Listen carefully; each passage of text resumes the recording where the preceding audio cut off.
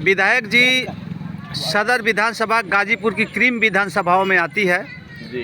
और पहली बार इस विधानसभा को ऐसा जनप्रतिनिधि मिला है जिसको टूटी फूटी हालत में कोई भी व्यक्ति जाता है उसको आप सम्मान देते हैं, वहाँ पहुँचने का काम करते हैं। इसी कड़ी में आज सीएससी केंद्र चाड़ीपुर की बस्ती में उद्घाटन आपने किया है, क्या कहना चाहिए आप? नहीं, पहला आपका एक प्रश्न रहा जी कि जो भी व्यक्ति जिस प्रकार से बुलाता है उसके यहाँ आप पहुँचते हैं। जी जी देखिए, एक कोट राजा का भी है लोकतंत्र में, एक कोट नौकरानी का भी है, नेतरानी का भी है। तो हम मूल्यांकन करते हैं, ज़्यादा लोग जो है बड़े आदमी के दरवाजे पहुंच जाते हैं, बड़े आदमी के दरवाजे जाकर 10 मिनट बैठ जाते हैं, 1 घंटा बैठ जाते हैं, 2 घंटा बैठ जाते हैं। लेकिन मेरा रूटीन यह नहीं है। मैं यदि सम्मानित व्यक्ति के दरवाजे गया, बड़े आदमी के दरवाजे गया, वहाँ 10 मिनट रुका तो एक गरीब परिवार में भी जाता हूँ तो वहाँ भी 10 मिनट रुकता हूँ। लेकिन हम सबके यहाँ जाता हूँ, ऐसा जनप्रतिनिधि नहीं हूँ गया तो सुबह से शाम तक एक दरवाजे पर बैठा। मैं गया हूँ, जितना समय मैं बहुत बड़े क्षेत्र के आदमी उनके यहाँ दिया हूँ तो छोटे आदमी के भी यहाँ बराबर। मेरे दृष्टि में सारे लोगों को बराबरी पर लेकर चलता हूँ।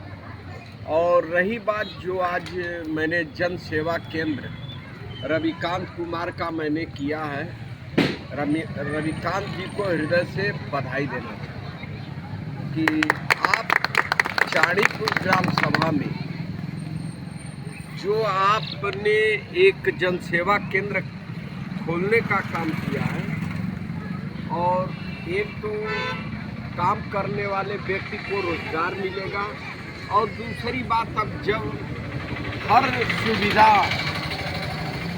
जो है जनसेवा केंद्र से सम्मिलित कर दिया गया है, तो मेरा बेटा रविकांत कुमार जो है यदि यह काम आज कर रहा है तो उन गरीब परिवार के लोग भी अपना राशन कार्ड यहाँ से देखवा सकते हैं, बनवा सकते हैं। तमाम मुख्यमंत्री को चाहे लेटर लिखना हो, डीएम को लिखना हो, एसपी को लिखना हो, एनीवन, किसी को भी कोई सुविधा यदि चाहिए तो इस जनसेवा केंद्र पर मिलने का काम करेगा। यह बड़ा होनहार नौजवान है और यह चाड़ीपुर अगल बगल के क्षेत्र के लोगों का बहुत इत्मीनान और मन से करने का काम करेगा। और एक बात मैं यहाँ के दुकान मालिक, जनसेवा केंद्र मालिक रविकांत कुमार से भी कहना चाहूँगा कि जो भी काम, यह बहुत बड़ा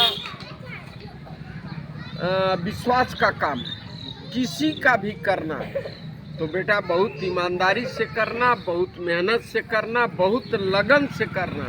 कभी कभी लोग आते हैं कि भैया 11:30 बजे रात में आपको तो मिलना है 20-25 रुपया, 11:30 बजे रात में यह नहीं करोगे तो आज से पोर्टल बंद हो जाएगा। उस समय रविकांत को उठना पड़ेगा। यह न सोचे कि चलिए हम 20 रुपया के लिए क्या इतना जाड़े के समय में मैं अपना समय दूँ। नहीं, जो दिन में आकर 20 रुपया दे रहा है, रात वाले को इमरजेंसी में भी 20 ही रुपया में काम करना है। जब आपके दुकान का विश्वास बढ़ेगा तो एक एक व्यक्ति पहुंच करके आपसे जनसेवा केंद्र का लाभ लेने का काम करेंगे। विधायक जी, आपने स्वतंत्रता सेनानियों के नाम पर कई गेट बनवाया है जी, और हमारे हिसाब से जो आपका सदर विधानसभा है उसमें हर गांव में कुछ न कुछ काम हुआ है। जी जी।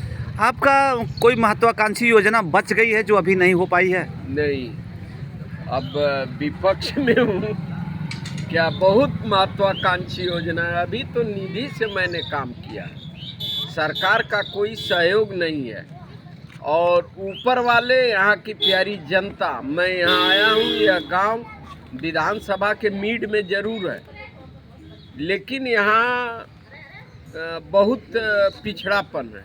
जहाँ हम बैठे हैं यहाँ बहुत गरीब परिवार रहता है। इनके लिए मैं कहना नहीं चाहता आदरणीय पत्रकार महोदय, लेकिन आज जब आपने छेड़ दिया है तो भगवान चाहेंगे 80 लाख रुपए का प्रोजेक्ट सामुदायिक मिलन केंद्र मौनी बाबा आश्रम के बगल में जमीन का मात्र कुछ बचा है कार्रवाई, आदरणीय कमिश्नर साहब के यहाँ फाइल गई है, वह हो सकता है स्वीकृत भी हो गई हो, तो फिर 80 लाख का यहाँ वैवाहिक स्थल बनाने का काम करूँगा, यह मेरा मत है। तो बहुत ऐतिहासिक कार्य होगा विधायक जी।